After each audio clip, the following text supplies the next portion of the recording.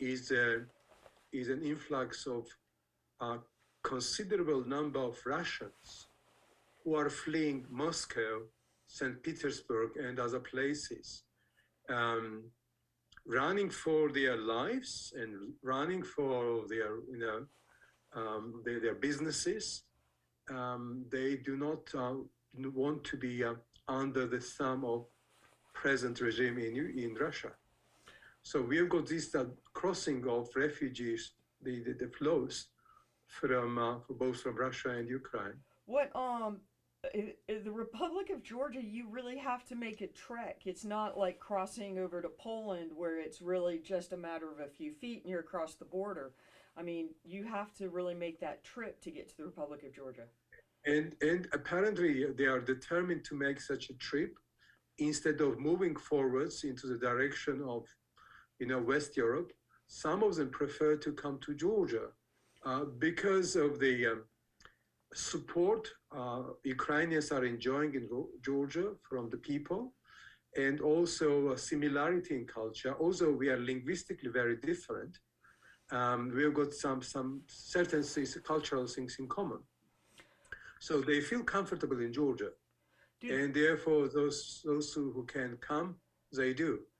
They feel safer, is what you're saying, because They people feel tend to think safer that and Poland. welcome. Yes, yeah. What kind of and lack for a better term, please don't think I'm being dramatic, but what kind of horror are you seeing on their faces of the ravages of war and literally running for your life? Obviously, not only those people who are running for their lives from Ukraine, but all the neighboring countries are stressed.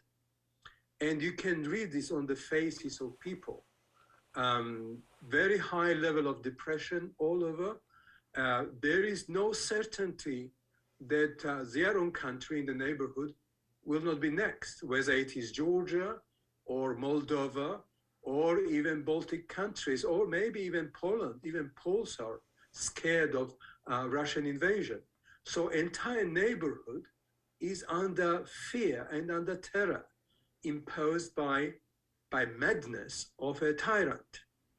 What what are you seeing? What are the stories you are hearing from the refugees of what it was like in Ukraine? I mean, clearly we are seeing the bombings. Clearly we are seeing the bodies in the streets. We are seeing the children running for their lives. What are you hearing?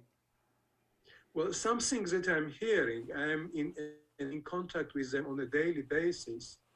There is an incredible bravery of ordinary people, and compassion is being shown to the strangers, and people help each other. Elderly help the young, and the young are helping elderly. So this invasion created a sort of sense of solidarity among the suffering. People who are fleeing their lives by going to shelters in the underground stations or to the churches and mosques or synagogues. Sometimes they are bombed. And something that I find extremely unusual, Ukrainians are trying to handle this crisis with incredible optimism and certain amount of Ukrainian humor, which is rather remarkable. Is there a joke that they've been telling or anything? What's going on with that? Well, all sorts of jokes um, have been floating. Some of them may not be appreciated by your TV station. I got you. I got you. I got you. What is this? Craig's church has raised $2,000. I'm sure that money is going to grow. How are you specifically going to use that $2,000 as of they've collected right now? What are you going to do with that? The feeling is that every penny will help because of the magnitude of the suffering and the loss and disasters that has been caused by the invasion.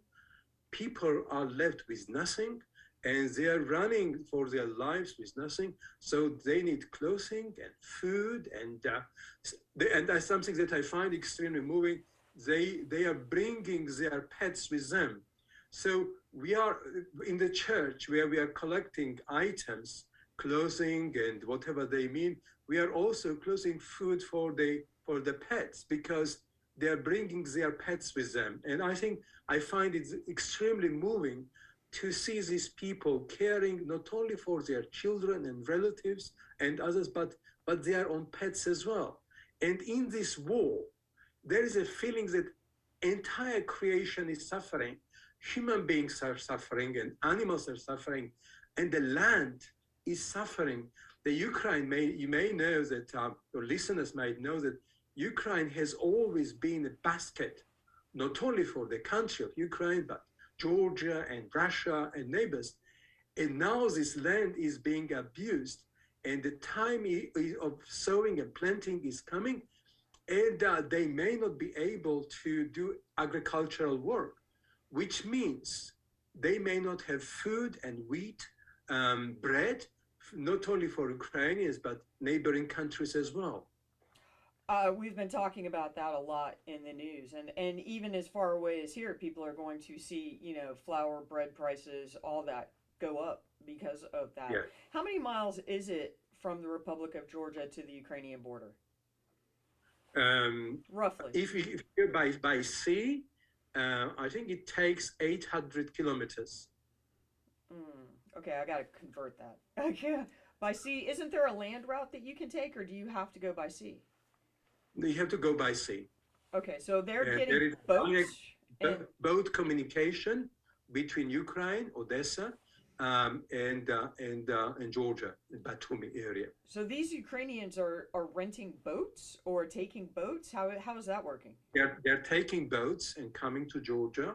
Some of them are managing to get to Poland, and then they are flying from Warsaw to Tbilisi. It's 2 hours long flight. It's not too bad. So they're coming to Tbilisi. This is the usual trajectory. Okay. Are you going to the stores that are open in the Republic of Georgia and buying little kids' clothes or buying, Purina puppy chow, that kind of thing? Yeah. Yes. And we are also encouraging parishioners to do what they can. And they surely enough, they are buying things and food, not perishable food that could be shipped to Ukraine. And also toys and clothes and toiletries, etc., that are necessary for more or less decent living. How? Just last question. We're seeing inflation in this country. Prices are going up.